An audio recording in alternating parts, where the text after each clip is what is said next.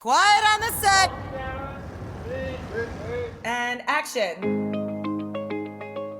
Welcome to Media and Monuments Podcast, presented by Women in Film and Video in Washington, D.C.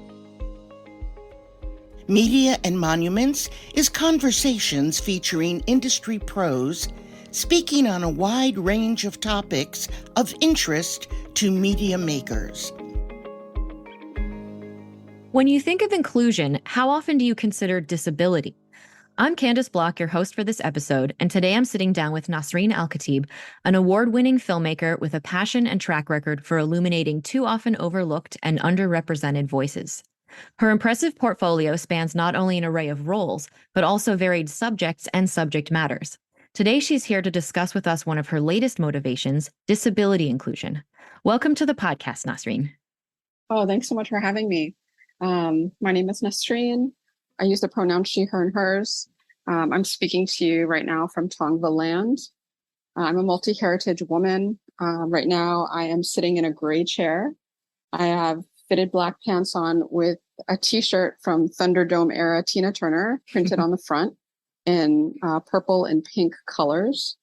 I have long brown hair. They're locks. They're very tightly wound curls. And those go down past my waist. I wear a septum ring. I have 7 identities and 6 disabilities. The 3 I talk about the most are my ADHD, I'm neurodivergent. I have PTSD and I experience chronic pain every day. Welcome. And to continue that as well, because I love the way you include all different abilities and people that, I know this is a podcast and we don't have a visual element to it, but it is also great to bring that in. So I'm coming to you all from Northern Virginia as well. And I am a fairly petite, pale and freckled girl with brown hair. So that is me.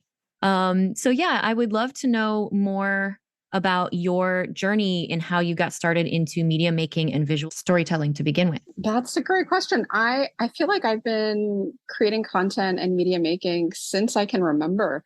My father was an amateur photographer growing up in Kirkuk, Iraq. And he always had a camera on him, and he sort of brought that tradition into our house. I noticed, manual cameras laying around, and I liked to tinker when I was a kid. So I generally always had a camera on me and was always sort of playing with photography. I took photography in school, and the process of creating an image I realized was so powerful and could reach such a far audience, an audience that I would never necessarily have the ability to interact with. Mm-hmm. That I knew that, content creation was what I wanted to do when I grew up. Now, if one were to look into everything you do, you have quite a variety of credits to your name, from roles like in art department to writing, editing, directing, and lots of cinematography. So how do you feel this width and breadth of experience shapes you as a creator? And also, do you have a favorite lane that you like to stay in, or do you like still kind of tackling more of the positions? Yes. When it comes to film, I've done pretty much every single role you can think of, because I started out in smaller productions where you had to wear multiple hats. Mm-hmm. And that actually made me a better producer when I was a producer a number of years ago. But if you look at my credits now, I'm mostly a cinematographer and I am mostly a director. Mm-hmm. And that term, staying in the lane, is so interesting, because I know there's definitely a political meaning when you say, like, what lane are you staying in? Because it has to do with socioeconomic backgrounds. It has to do with gender. It has to do with race. And many people do not have the option to stay in a lane the way that, colonial mm-hmm. the US is made up. But for me personally, I found it very useful to know what a PA does, mm-hmm. What a producer does. All of that, my art direction, all of that led to a better understanding of how to run a film set and how to build a crew that could all work together seamlessly. Mm-hmm. Yeah, it does seem that there's a really nice benefit from kind of having touched on the different roles as well, so that you kind of, you know, where it's coming from, and you can commiserate as well with people in those positions, even if you're in a different one on that project. But yeah, it seems like you've been supporting women for a while, and that's kind of a passion of yours. Just looking at some of the projects you've done, how has that desire to support women helped you choose which projects that you pursue?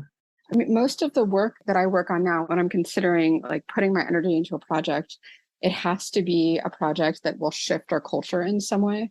It has to be content that will help evolve where we're at, which is, you know, we have so many broken systems socially in the States and other countries. A lot of my work focuses on racial inequity, gender inequity, disability inequity, religious inequity. And it's intersectional. You know, growing up, I was always asked, like, what are you? And people expected one answer back. And the reality is I'm a multi-hyphenate. I was born that way. And I always try to choose like the right one identity that would like help me get the job or help me get into a social club. And what's so nice now as an adult, as a woman, I'm no longer looking through that lens of choose one thing. Like, what are you? You're fighting for women's rights, or are you fighting for Black and brown women's rights? Well, I'm fighting for both, and they're the same thing, actually. Exactly. So you can be all things at once.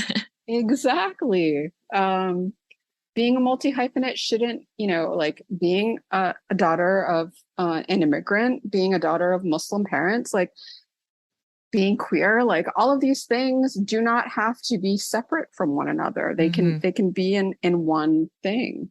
Oh, for sure. And I mean, as we know, most people, if not every single person, is not just one thing. Everyone does not fit into one tiny little box. Everyone is very multifaceted as well. And so I love that you are expanding the world of media and everything to make sure people are comfortable with not having to choose one like it was in the past so much. So I really admire what you're doing.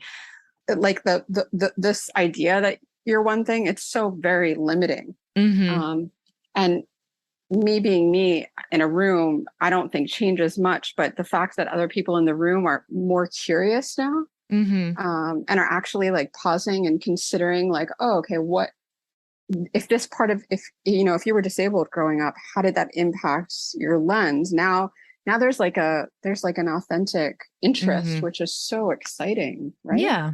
I mean, yeah, people's uniqueness is what makes them interesting. Otherwise, there's nothing, that's what makes things interesting, the differences. So what then moments in your personal story, I guess, then have helped you, you were starting to talk about your personal perspective and direction. And it seems like you do that a lot, but this disability stuff has come up more recently. Is there anything in your personal story that helped you focus into what you're focusing on a lot more now with the disability inclusion as well? Oh, sure. Yeah. I got hit by a car. That'll do it. That definitely brought me to fruition in terms of my identity. And it also gave me some insight into how I see and experience the world and who I choose on my teams when I'm building out a project. The disability community really welcomed me with open arms and let me see another option in terms of filmmaking. There was about 2 years where I was like relearning how to walk and trying to figure out how to be on set, because the culture that we've nurtured over the last 100 years has made a filmmaking set not accessible to a lot of people, disabled or not. Working a 15-hour day on your feet with very few breaks is actually like not great for a lot of people's health. People often don't think of things until it's from their perspective as well. And I love that you are helping remind people that there's more perspectives and lenses out there all the time, and we can all benefit from considering more of them than we currently do. Absolutely. not only could we benefit from them, but they're like super interesting. The disability lens is just like a very interesting lens to look through.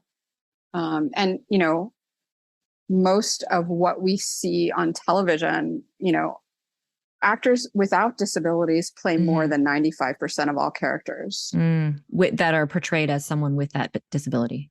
Correct. So if the information that we've received is so narrow because the person playing the role doesn't understand all the nuances, hasn't lived with that experience, then how we see disability today has everything to do with how we've seen it on screen. A lot of the social changes we've seen start with being able to see it, you know, and that's what's so important about media in general and storytelling and filmmaking and all of that as well. And how much when you hear stories of people saying how wonderful they feel when they finally see a version of themselves represented. And this is so great to expand it to other things because there's so many types of disability, and a lot of them are also not even visible. So that's another thing to consider. Exactly. The spectrum of disability is vast. It's there, you know, the way that the US law defines a disability, and a lot of people don't know this, my friends and family included, it's an impairment that limits one or more life acts like speaking or breathing, learning, walking, or just manual tasks. So if I think about the chronic pain from my migraines that I experience, you know, so often, that is a disability. And a lot of people, we've been sort of programmed to think like only people with a visible disability have a disability, and that's not the case. I think if more of us understood what the actual definition of disability is and actually realize that they themselves identify as someone with a disability, then the way that our systems and structures are designed would be much more universally designed. Yeah, because there's also, I mean, and you might know better, correct me if I'm wrong, but it's about like 15% of the world's population that's living with a disability of some sort. No, so much more. 25%. And that, if you think about, so women who have been harassed or raped, think about how often women who are harassed or raped actually come forward, those numbers. Yeah. And then the women that you know personally who'd never come forward. So if you think about those numbers, because of the shame and all the things that are attached to that, because that also is another system that's broken, people with disabilities might not even realize that they are someone with a disability. So that number, that 1 in 4 number, is for people who already know, like, yeah, okay, my asthma limits me from doing certain things, or I was disabled for these 9 months I was pregnant, or I am disabled because, you know, I have ADHD. And so my approach to work is so much different than everyone on my team that I have to create ways in which I can function. ADHD is a disability. But there's so much shame and stigma attached to it. A lot of people don't want to identify. So I would argue the number 1 in 4, 25% of the world is actually much larger. And we're all, you know, a lot of people are just trying to be the best version of themselves. And they don't think that identifying as disabled can actually make their life better. And it can. Yeah. They could be afraid because of all the stigma to even realize it, or to report it or accept it or say that they are. What benefits do you see from coming from people realizing that this is a valuable, underutilized resource of all these people that they might be overlooking if they do say that they have a disability? Disabled people generally are often overlooked, but we know from Nielsen that the disability market is worth well over $1 trillion. So if you think about that, and so much of what motivates our film and television industries is money, then that's a completely untapped market that has yet to be tapped. And the more people see themselves represented on screen, the more we see direct correlation with laws that protect us, with systems and mechanisms that are designed for us. So if I was learning to walk again and still welcomed on set, then there would have been mechanisms for me to help me be there. It's not just for people who have 2 legs and walk. Right. Right? That that shouldn't necessarily be the case. If 1 in 4 people that we know of have disabilities, then 1 in 4 people on set should have a disability openly and feel like they're supported and welcomed there.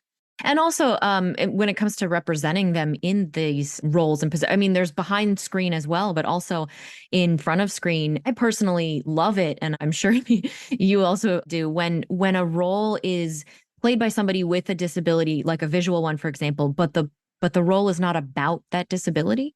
I think it's really important to make sure that, characters are shown of all different shapes, sizes, abilities, backgrounds, but it doesn't always have to be that that's the plot point, It's like you can have someone who is this particular person and has, one prosthetic limb or something or whatever. And it doesn't have to be a topic. It could just be not talked about as well, just shown. Exactly. I love it when that happens in film, like Marvel's Eternals. Lauren Ridloff's portrayal of Makari had everything to do with her intellect and her tenacity and her personality. That's what drew me to that character. The lead character in Lady Parts, Peacock's Lady Parts, so much of her disability changed the direction of the narrative, but it wasn't a focus, and it wasn't actually it didn't need to be talked about because she was just another character in part of a scene with many other characters. I think Hulu's Only Murders in the Building has a character in a wheelchair that they never mentioned that she's in a wheelchair as having to do with anything. It's just she's just a character.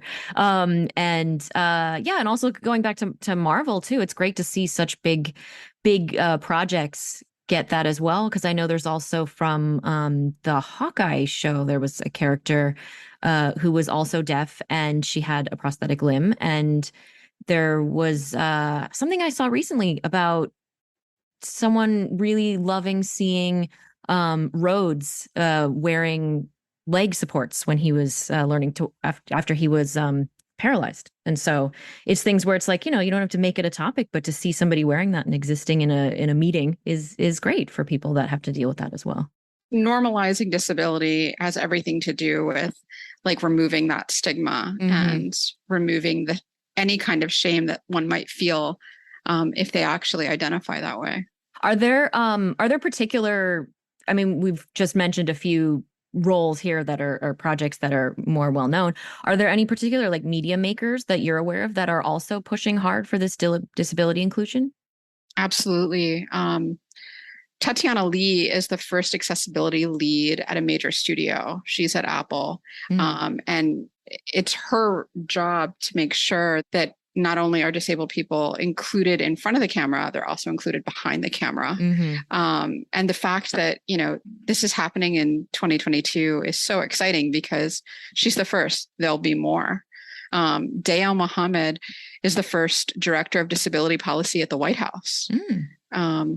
And her being in the position she is, being a woman of color, being part of LGBTQ, like existing in the framework of the White House means that we have the ability now to finally enact some change that will make it more safe for us to exist in all areas of life.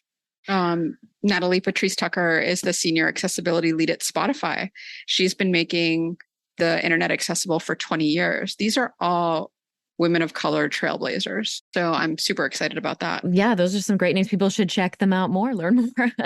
And people should become these advocates and trailblazers as well. When people think of inclusion, you're very rarely, unfortunately, at this point, thinking about differences that might need to be considered on sets and things like that.